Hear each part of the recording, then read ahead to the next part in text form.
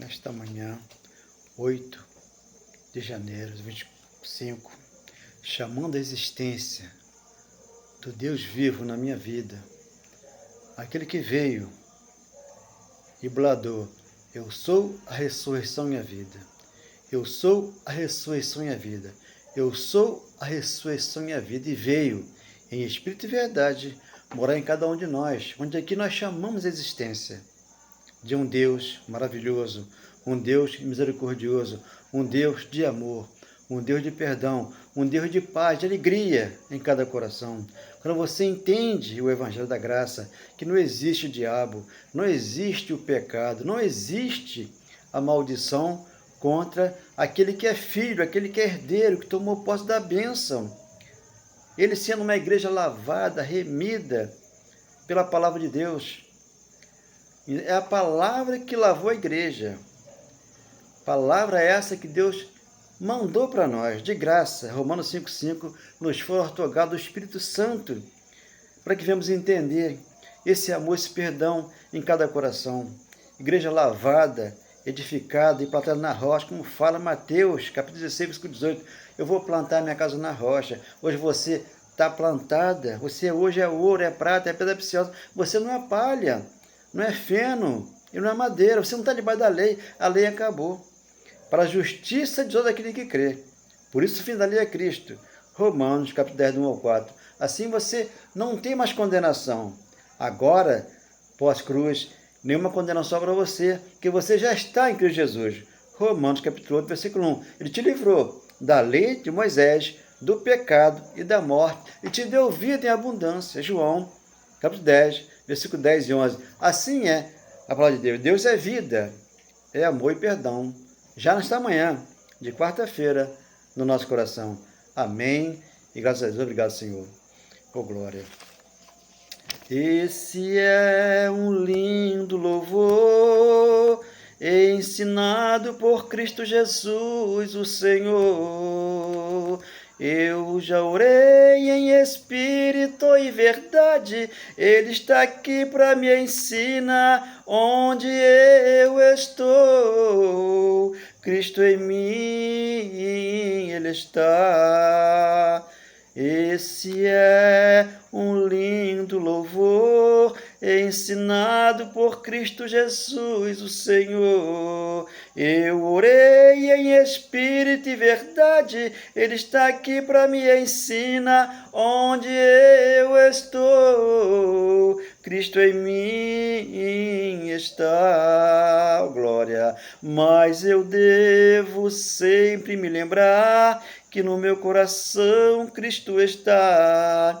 Palavras ensinadas por Ele aqui nesse lugar. Ele falou: eu nunca te deixo e nunca vou te abandonar. Nesta linda manhã, você que me vê louvando ao Senhor, a salvação é pela graça, a nossa mente Jesus Cristo restaurou. Uma mente restaurada é uma mente voltada para o Evangelho da graça de Deus. Então, irmão, nessa manhã aqui maravilhosa e linda, né? Uma igreja que coloca 50 membros, 100, de joelho, ali, 10 minutos ou 1 hora, né?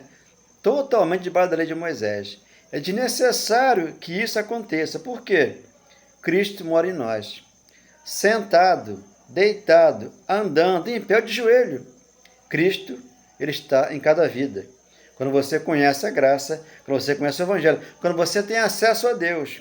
Deus não quer você de joelho, clamando o tempo todo por Ele. Porque Ele veio e mora em você e te deu esse ministério. Ministério da reconciliação, onde Ele é o amor e é o perdão. Então, para esses pastores, né, o que acontece? Jesus vai voltar. E aí, tem aquela história que muitos ficam com medo. Por quê? Eles dizem, né, que se você sair da igreja deles, vai voltar mais 7 demônios. É assim que funciona. Eles, porque não conhecem a graça, ali em Mateus, né, uma parábola que Jesus usava antes da cruz, né? Hoje você comete uma obra da carne. Aquilo que você planta nesse ministério, você colhe. Por quê? O pecado ele foi abolido. Então a lei, ela era a sombra do bem vindouro. Hoje a graça veio para te esclarecer o que é pecado, né? O que é obras da lei, o que é você está em Cristo, isso é nova criatura. A tua mente foi renovada, para que você venha entender esse mistério. Aqui está, Hebreus 10, versículo 1. A eficácia do sacrifício de Cristo. Então, o sacrifício que ele fez na cruz foi eficaz. Não precisa sacrificar, dar seu tudo, ajoelhar horas de joelho, jejum horas e mais horas. Não, guardar o sábado, tudo isso aí é falácia. É desnecessário que faça, que a salvação é um dom de Deus. Você as tem dentro de você. Quando você ama o teu irmão e perdoa, e você crê que o evangelho é o poder. 10:1 de Hebreus, porque a lei tem sombra dos bens vindouros, está vendo? E não é a imagem real. A lei de Moisés, ela tinha que ser tirada. Ela era uma sombra. A lei de Deus continua. O que você planta, você vai colher. Mas as obras da lei, o jejum de Daniel, a parte judaica, o guardar o sábado, o dar o dízimo, o batismo nas águas, isso não existe para nós que somos gentios depois da cruz.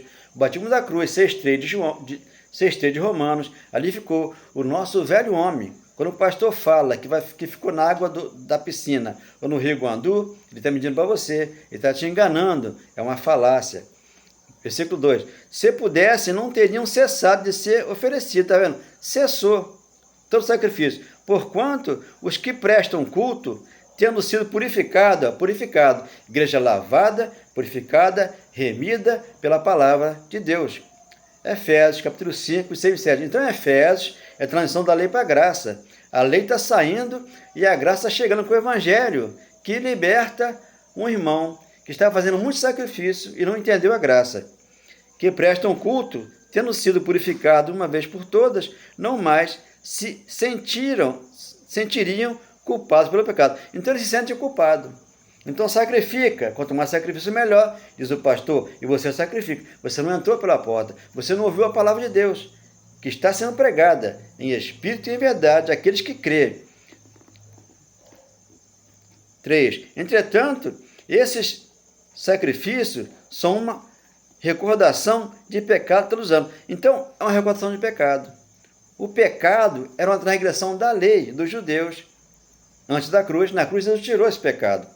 1 João capítulo 3, versículo 4, 5, 6. Ali, eles transgrediam a lei e havia uma sentença para eles. Malaquias capítulo 1, versículo 1 e Daniel 9, 24. Então, ali aconteceu a sentença para os judeus e o gentio que não tinha vida, teve vida após a vinda de Jesus Cristo, que eles aguardavam para a salvação lá, Hebreus 9, de 26 a 28. Ali eles aguardavam a segunda vinda dele para a salvação, sendo que lá ele já veio. Aqui não, aqui a palavra te liberta.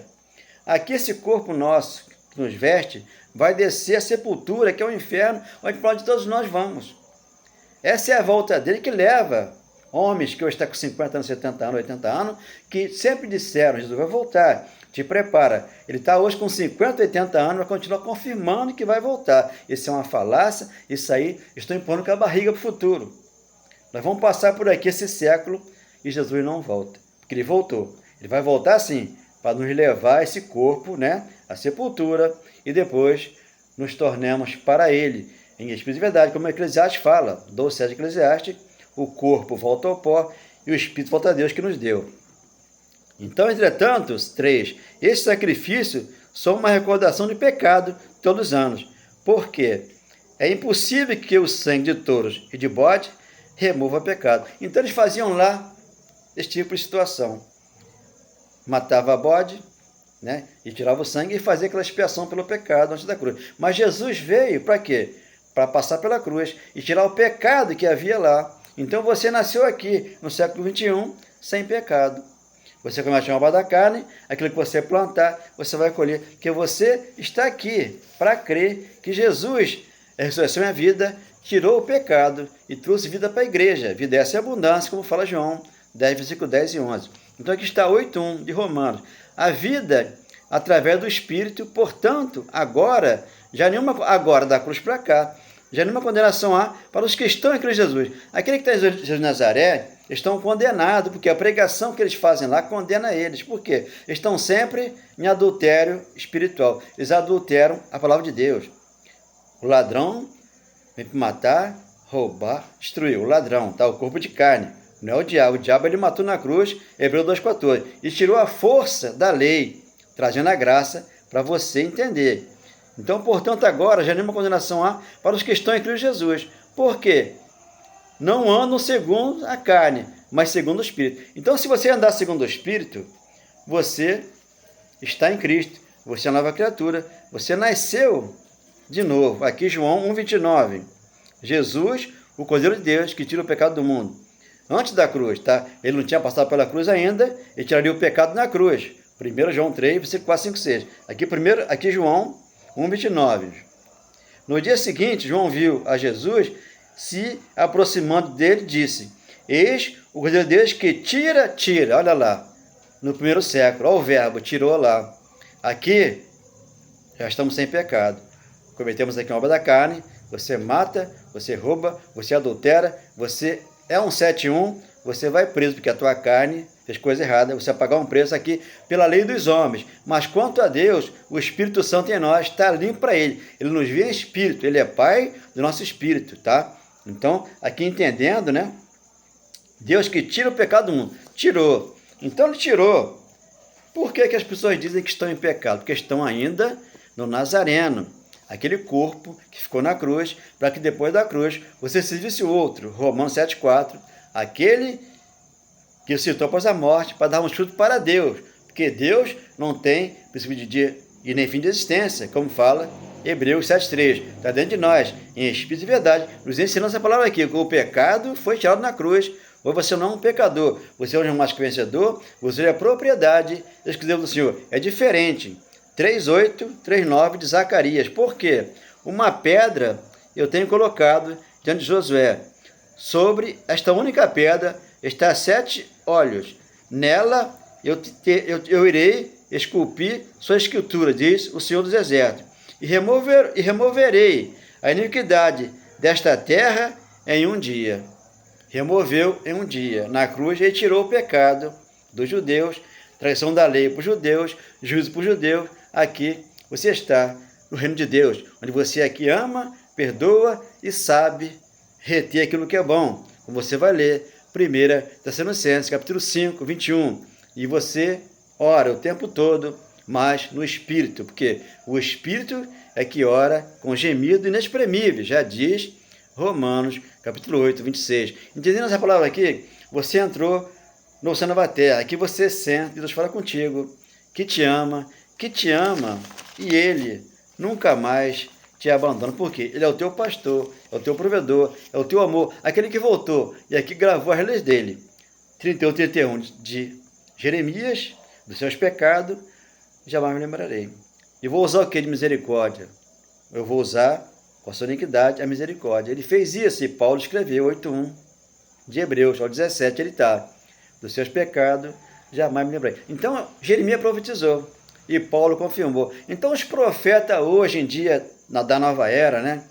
Depois da cruz, eles querem inventar história. E você cai porque você não entendeu a graça. Você não está aqui no Evangelho puro que Deus deu ao apóstolo. Então, Paulo é o único apóstolo que separa a lei e a graça. Quando você entende, Gálatas 3:9, os da fé é que são abençoados com o crente Abraão. Então já são abençoados.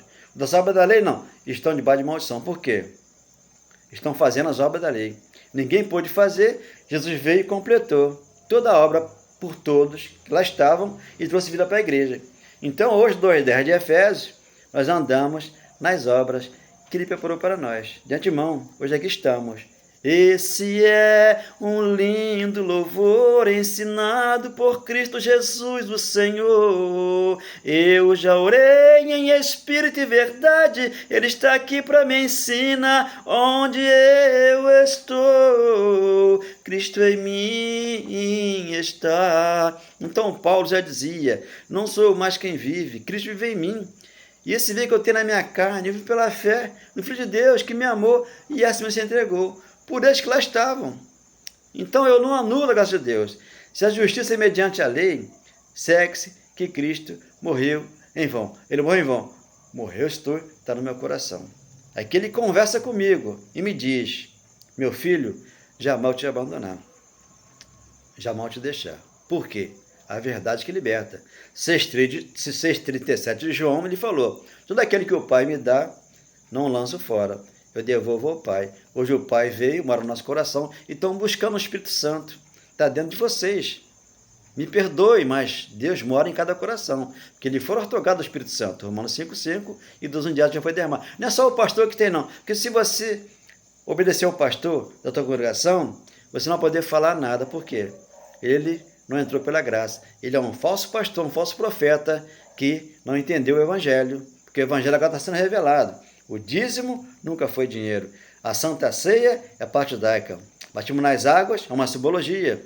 O batismo da cruz, 6,3 de Romanos, te livrou do velho homem e trouxe aqui um novo homem, onde aqui você é abençoado, é mais que vencedor. Você aqui é um predestinado, é um eleito, é um ser separado pelo Senhor, para aprender de Cristo e ser nova criatura. Amém. E graças a Deus, obrigado, meu Deus.